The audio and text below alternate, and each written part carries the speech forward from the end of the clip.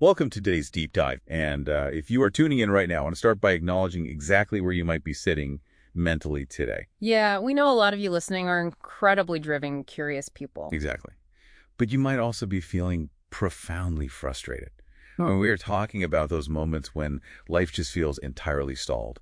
You pour your heart out, you put in the work, you ask for a specific outcome, maybe a breakthrough in your career or a relationship to heal, or just a literal lifeline. And you get absolutely nothing, just a heavy, agonizing silence. Right, just total silence. It is arguably one of the most difficult human experiences to navigate. I mean, we live in a world engineered for immediate feedback. Oh, absolutely. Instant shipping, real-time metrics. Exactly. It's a culture that completely celebrates the quick yes and the overnight success.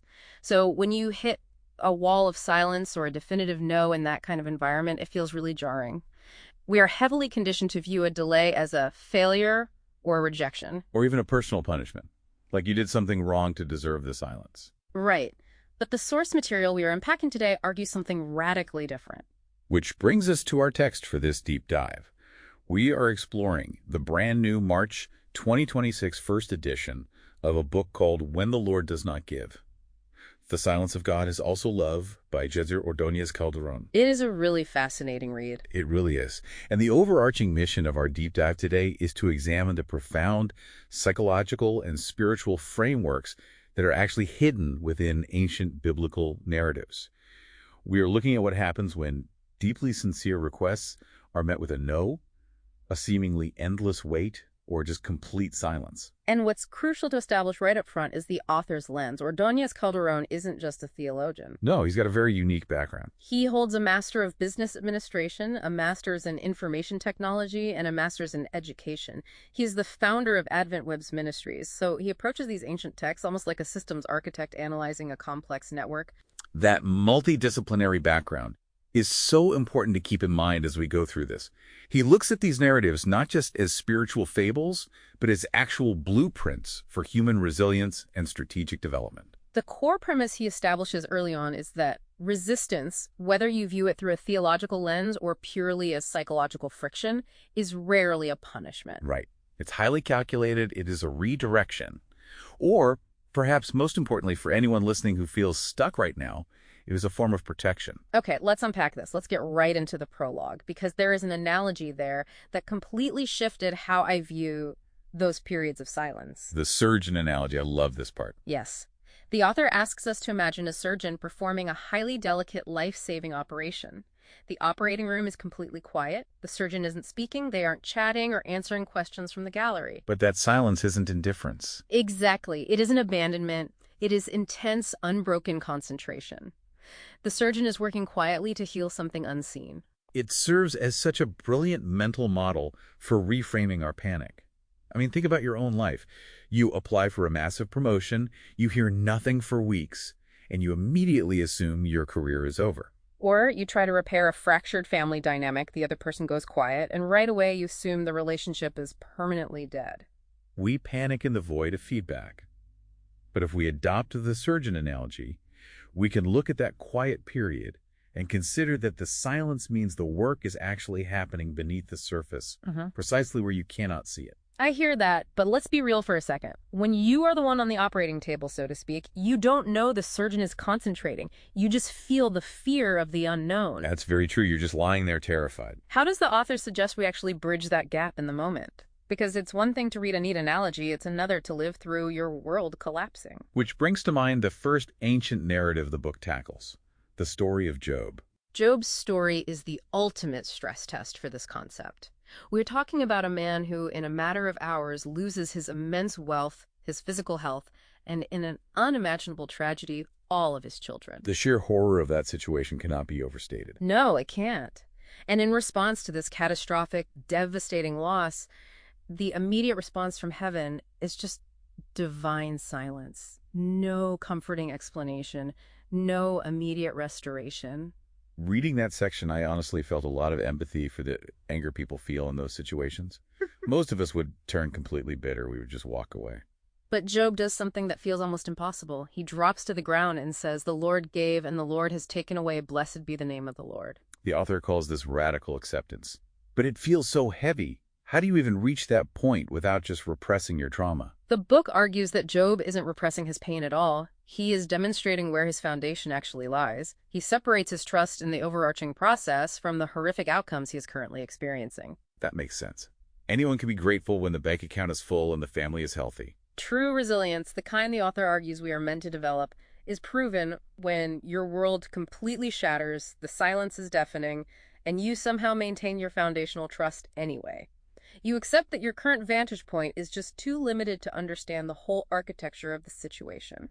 I want to tie that directly to another incredibly heavy story the author highlights involving King David. David has an infant son who becomes deathly ill. And David does what any desperate parent would do. He completely falls apart. He throws himself on the floor, he fasts, he weeps, and he begs for the child's life for 7 straight days. It is raw, agonizing, unfiltered pleading. But the child dies. It is a definitive, heartbreaking no. The reaction from David's inner circle in that moment is very telling. The servants are terrified to even deliver the news. They assume that if David was weeping while the child was alive, he is going to completely lose his mind when he finds out the child is gone. But David gets up off the floor. He washes his face, he changes his clothes, and he goes to worship. When I was reading this, I tried to synthesize what the author was getting at, and it seems to be about the posture of loss. A no to your deepest prayer doesn't mean you weren't heard. Exactly. David didn't just walk away cynical. He surrendered to a reality larger than his own immediate grief. He realized his mourning couldn't change the past, but his posture in that moment would dictate his future. That is a highly sophisticated psychological pivot. The author, perhaps leaning on his educational background here, treats this as a masterclass in emotional regulation. God, or the universe, if you prefer to look at this wisdom through a secular lens, is depicted as working with eternity in view, not just the present moment.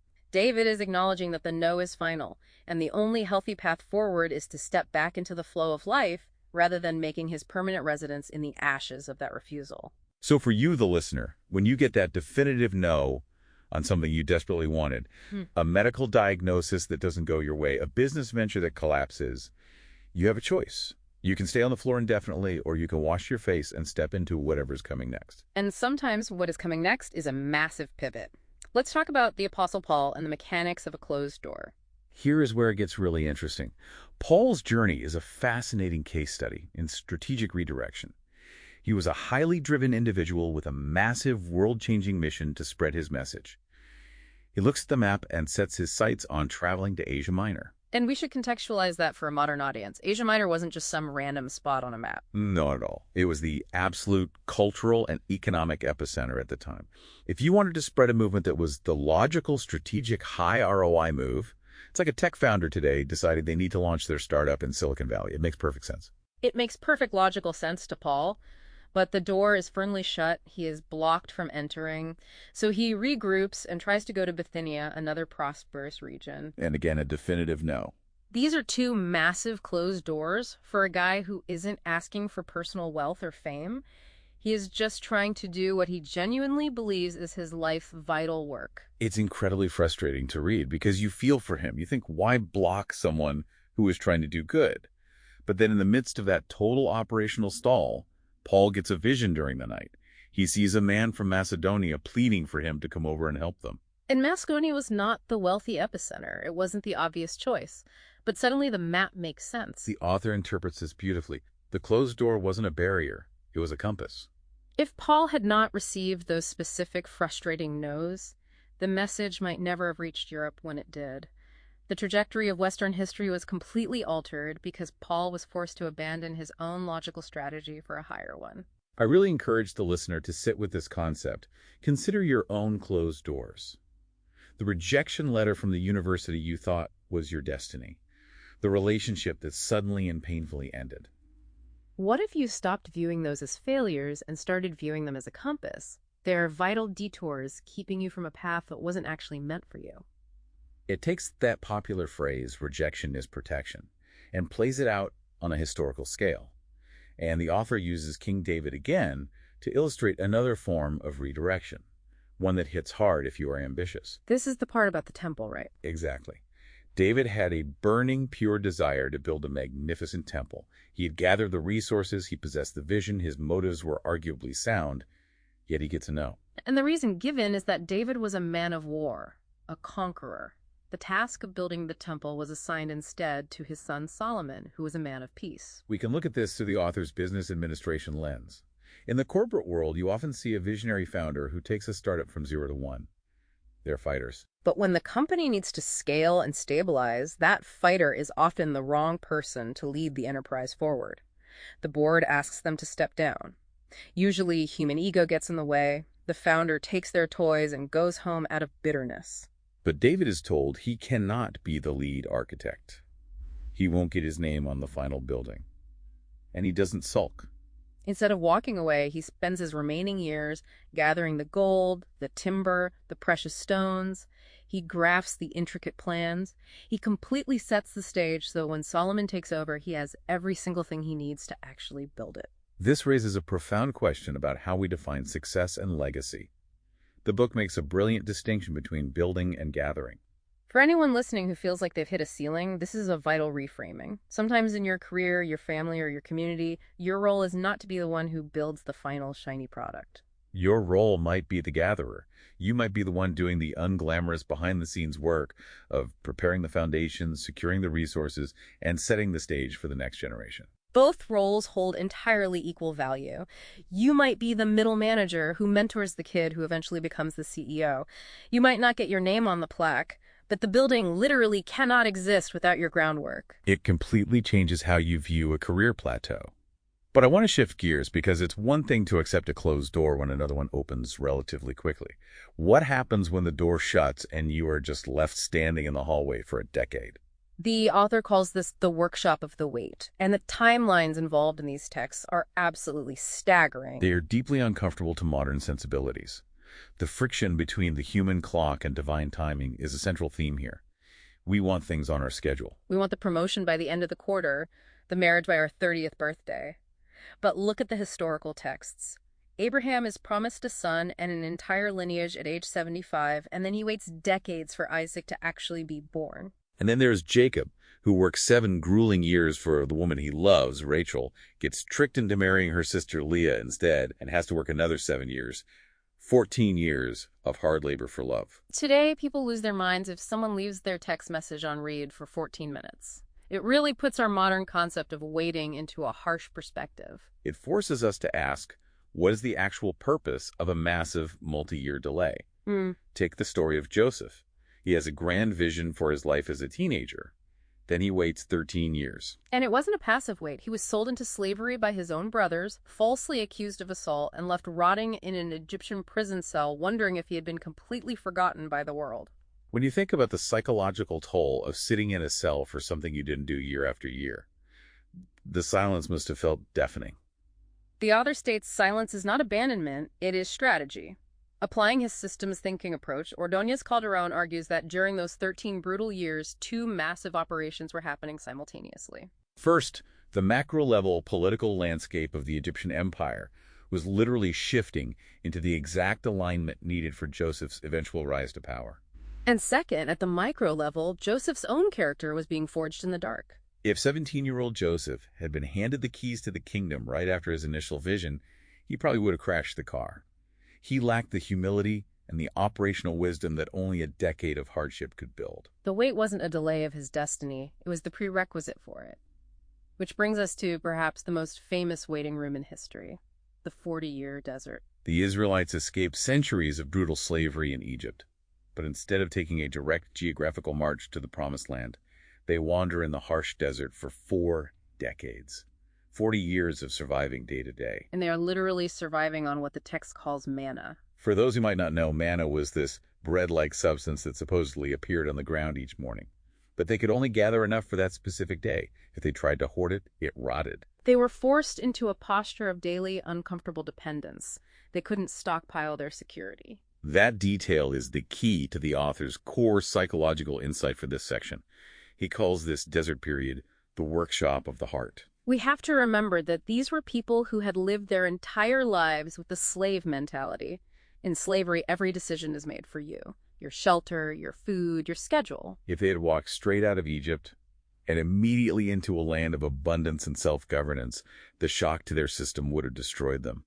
They had not yet developed the internal infrastructure to handle freedom. That is such a profound way to look at feeling stuck. If you are wandering in your own personal desert right now, maybe you've been battling a long-term illness or you're 5 years into a business that just isn't scaling, you might assume you are being punished.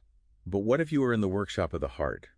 If you get the ultimate blessing before your character has the capacity to carry it, the blessing itself will crush you. The delay is active construction. We spend so much energy trying to escape the waiting room without realizing the waiting room is the classroom. That transitions us perfectly into the final major section of the book, which deals with the things that are never fixed, the ultimate no's. The author titles this Thorns, Ashes, and the Ultimate No. Let's start with the thorns. We go back to Paul. Beyond his closed doors and detours, Paul had this chronic issue he called a thorn in the flesh. The text doesn't specify exactly what it was. Scholars debate if it was a physical illness, a severe disability, or chronic pain, but it tormented him. He begs heaven 3 separate times, pleading, "Please remove this from me." And the response he receives isn't a miraculous healing. It's a definitive no. The response is, "My grace is sufficient for you." This concept completely upends how modern culture views weakness and chronic struggle. We are obsessed with the victory narrative. We want the struggle to end neatly so we can write the inspirational memoir about how we overcame it. We view weakness as a flaw in the system. But the book posits a very different reality, that divine power or true inner resilience shines most brilliantly precisely at the point where human strength runs out. My grace is sufficient basically translates to, I'm not going to take the pain away, but I will give you the exact amount of endurance you need to carry it today.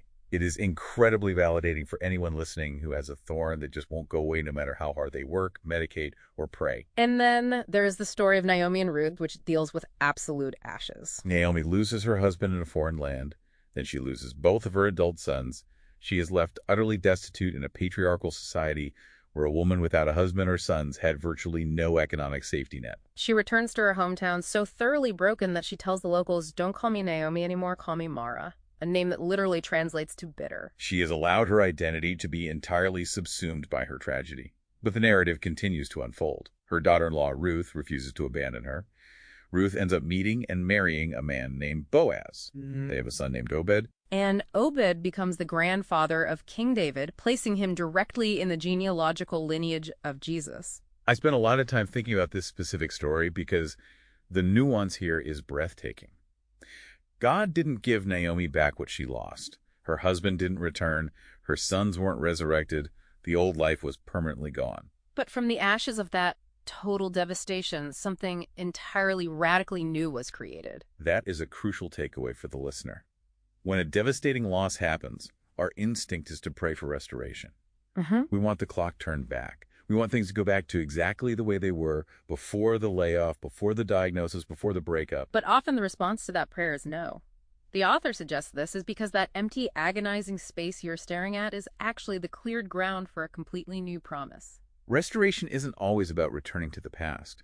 It is often about giving birth to an unexpected, entirely different future. Which leads us to the absolute climax of the book's textual analysis. The author brings us to the Garden of Gethsemane. Jesus is anticipating the crucifixion. He knows the physical and spiritual torture that is coming. He is sweating, he is in agony, and he pleads, asking for the cup to pass. He is asking if there is any other way to accomplish the mission without the suffering. And the answer from heaven to the central figure of this entire faith system is a resounding no. It is the heaviest, most consequential no in the entire text. But the author explains the profound mechanics of this moment. That no in the garden was the necessary door to the greatest yes in human history, according to the narrative. The cross and the subsequent redemption of the world were only made possible because that specific prayer for an easy way out was denied. The ultimate takeaway being that obedience and trust in the face of a terrifying no turned an apparent horrific defeat into the ultimate victory. When you are staring down a definitive refusal in your own life, you have to consider that the narrative simply isn't over yet. A no is an invitation to trust that the author of the broader story has a strategic perspective that you and your current limited vantage point currently lack. So let's synthesize everything we've covered in this deep dive. If you are listening to this on your commute or while doing the dishes, and you've been carrying the heavy weight of unanswered prayers or stalled dreams, Ordóñez-Calderón's book offers a radical toolkit for reinterpreting your reality. Rejection is often a compass providing redirection. The brutal, agonizing wait isn't a punishment. It is a required workshop for your soul, building the capacity you need to handle your future. And that frustrating, painful no that keeps you up at night might actually be a sign of intense love and a protective measure rather than a sign of disinterest. The integration of theology, psychology, and strategic business principles makes this framework highly actionable. Whether you're trying to scale a startup, navigate a complex family dynamic, or just figure out why your life feels stuck on pause. These ancient texts provide a remarkably durable blueprint for endurance. They really do. It is a powerful read. As we wrap up today's deep dive, I want to leave you, the listener, with a final provocative thought. Something to mull over as you step back into your week. We've spent this entire time analyzing how a no or a massive delay shapes your path, prepares your character, and protects your future. But I want you to consider a completely different angle. What if the silence or the no you are agonizing over right now isn't actually about you at all? What if your current closed door, the detour that is driving you crazy, is the exact mathematically necessary catalyst that will eventually place you in the path of someone else entirely? What if the no you receive today is the required setup to eventually save, inspire, or prepare someone you haven't even met yet? That completely shifts the landscape of waiting. It means your patience is not just a test of personal endurance. It is an active, vital contribution to a story much larger than your own. It makes the silence feel a little less lonely and a lot more purposeful. Thank you for joining us on this deep dive. Keep asking the hard questions, keep trusting the detour, and we will catch you next time.